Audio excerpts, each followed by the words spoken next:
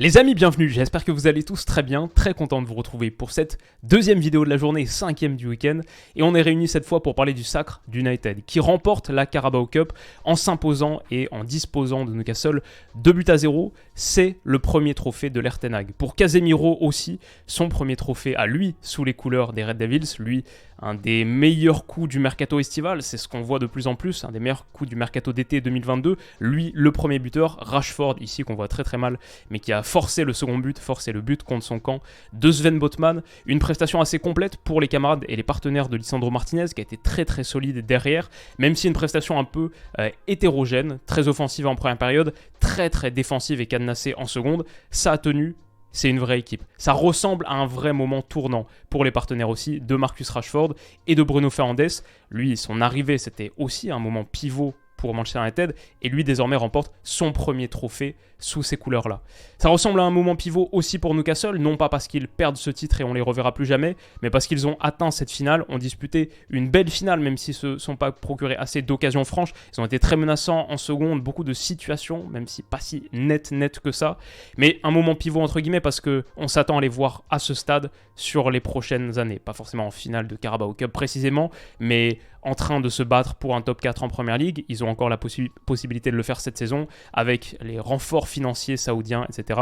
On imagine qu'on verra encore plus de Newcastle sur la prochaine décennie. Comme on pourrait voir plus du Manchester United d'Erik ten Hag, c'est très tôt pour le dire, on va pas trop s'enflammer, mais cette ère commence bien. Et si on peut parler du match rapidement, 15 tirs à 4 pour Newcastle, donc ils ont été dans cette partie, 61% de possession pour eux, un match très hétérogène, United très offensif et menaçant sur la première, une fois l'avantage acquis, qui s'est vraiment replié en mode carapace, qui a surtout protégé sa surface avant tout, et la ligne défensive dans son ensemble, honnêtement, les 4 là, et De Gea, Luke Shaw, Martinez, Varane, plus encore que Dalot, je vais dire Wan-Bissaka, je trouve que sa seconde période, elle est immense, malgré le fait qu'il dispute que 45 minutes, je le mettrais dans mon top 3 du match, si je devais en faire un, peut-être à la fin, on se penchera là-dessus. 30 tacles pour United, 7 pour le seul Wan-Bissaka qui joue seulement 45 minutes, 5 pour Casemiro qui a été monstrueux aussi.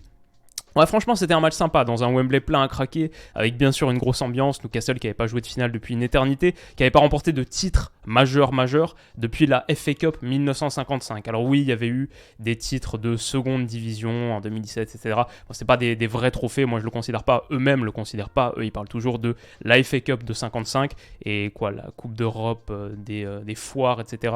Des villes de foires peut-être quelques années plus tard. Ça faisait une éternité, 95% des supporters de Newcastle qui sont présents là au stade n'ont jamais vu leur équipe soulever un trophée.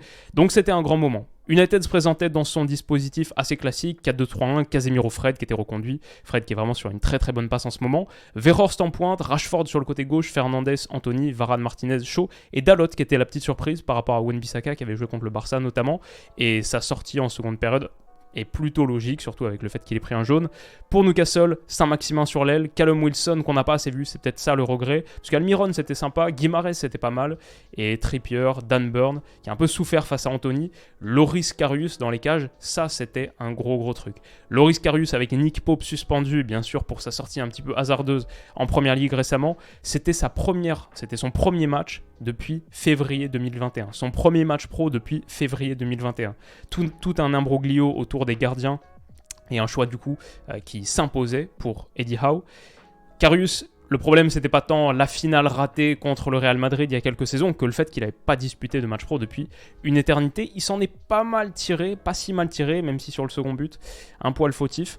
Mais le match s'est pas joué là, il s'est pas joué sur sa performance, j'ai envie de dire tant mieux, ça aurait été assez terrible. Initialement Newcastle était pas mal en plus, sur les sorties de balles il faisait des choses intéressantes, Guimarães, Joe Ellington, Saint-Maximin là qui va provoquer un carton jaune pour Dalot et le mettre en grande difficulté, comme quelques minutes plus tard, où là il y a eu un moment très fort, j'ai un peu hurlé, le double contact mais avec deux pieds, hop, pied gauche, et ensuite pied droit pour repartir, il envoie Dalot dans l'espace et derrière il déclenche une frappe où il faut un bel arrêt de Gea. Le point ferme là, on le voit un petit peu mieux sur cette action, sur cette image. Là, Newcastle peut prendre l'avantage, on joue la 31e, 32e minute de jeu, énorme dribble et différence faite par Saint-Maximin. S'il marque là, on a peut-être un tout autre match, Surtout que 1 minute plus tard, sur une petite passe de Casemiro pour Rashford, Rashford va provoquer face à Trippier et c'est Bruno Guimaraes qui vient le charger en 2 contre 1. On imagine que Newcastle était un peu tendu, il y avait beaucoup de tension psychologique sur ce début de match, normal, une finale de Cup. Et aussi, j'imagine, la petite peur de Marcus Rashford. Donc tout de suite le 2 contre 1, très costaud, mais c'est avec un peu trop d'enthousiasme pour Bruno Guimaraes. Ça fait faute et le coup franc derrière, il est magnifiquement tapé par Luke Shaw dans la zone parfaite. Une ligne défensive peut-être un peu trop haute pour un coup franc qui est frappé sortant, pour un coup franc frappé rentrant, normal, je comprends. Mais là, ça laisse quand même beaucoup d'espace pour le mettre dans la zone parfaite. Après, il faut le pied de Luke Shaw et il faut Casemiro qui réussit une tête décroisée superbe. Ça finit dans le petit filet.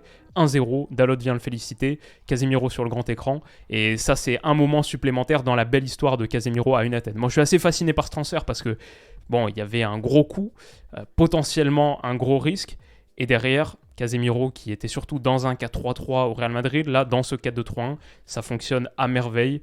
Il a redonné, je trouve que même pour lui, l'histoire elle est magnifique parce que bien sûr il n'a plus rien à prouver à personne, il a déjà fait une des plus grandes carrières du 21e siècle, mais passer en plus en Premier League à United et devenir potentiellement une légende, ou en tout cas un joueur majeur là, dès là, en marquant un but en finale de Cup pour ton nouveau club, qui est un très très grand club, c'est, si tu écris l'histoire d'un autre énorme club, Real Madrid et United, est-ce que tu peux faire mieux que ces deux gros-là, au niveau histoire, nom, prestige, etc.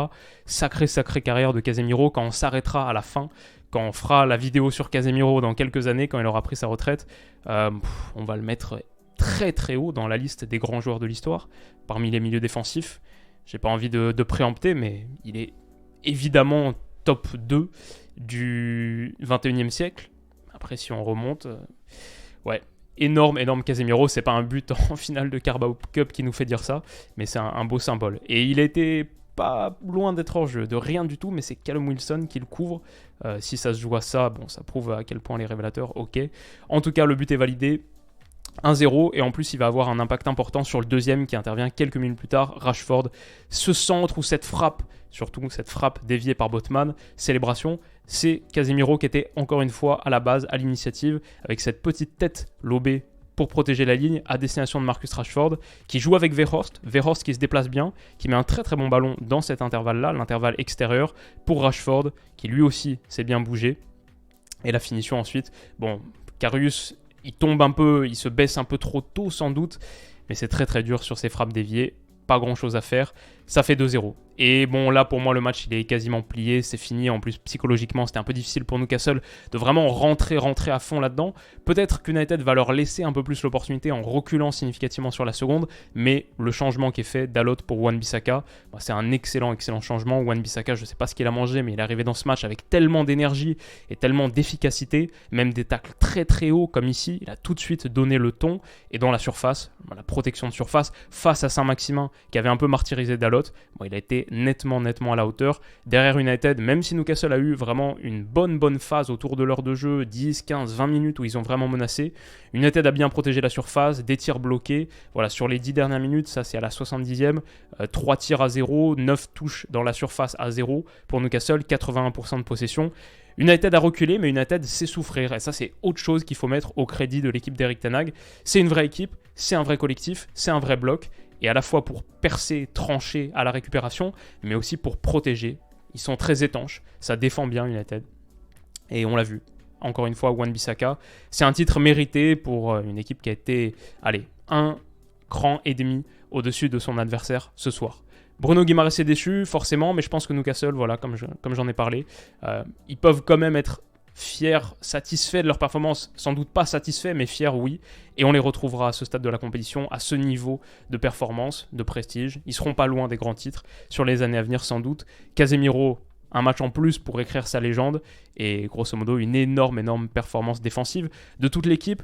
Comme j'ai dit pour Newcastle, il va falloir s'en remettre. Pour Erik ten Hag, j'ai envie d'en parler rapidement, je sais pas si j'ai pas une image là d'Erik ten Hag, mais ce que je peux dire, c'est que un gars qui est arrivé il y a 8 mois, qui a gagné son bras de fer, entre guillemets, avec Cristiano Ronaldo, ce qui n'était pas évident à faire, mais je veux dire même mentalement, psychologiquement, s'attaquer, entre guillemets, à une telle légende et avoir la force de ses convictions, dire non, je pense qu'on doit jouer de cette manière, même si ça veut dire se séparer d'un des plus grands joueurs de l'histoire, et le faire avec le clash public en plus, déjà ça je trouve que c'est costaud, surtout vu que les résultats derrière lui donnent raison.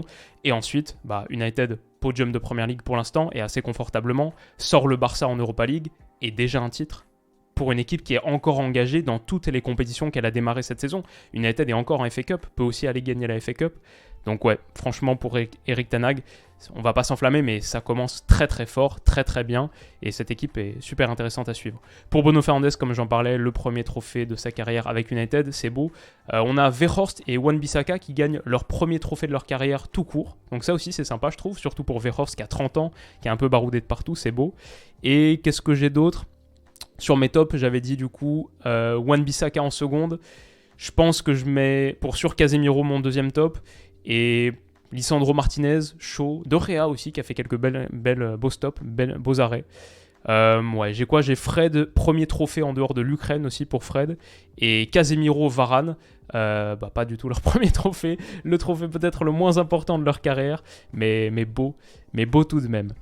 Voilà les amis, ça conclut cette analyse. On se retrouve dans quelques minutes pour débriefer Olympique de Marseille, Paris Saint-Germain. Ça va être assez sympa et ça va conclure un beau week-end. J'espère que ça vous aura plu. Si c'est le cas, si vous appréciez le rythme très productif, n'hésitez pas à me le dire en commentaire. Ça fait toujours plaisir. Et on se dit à tout à l'heure. Bisous.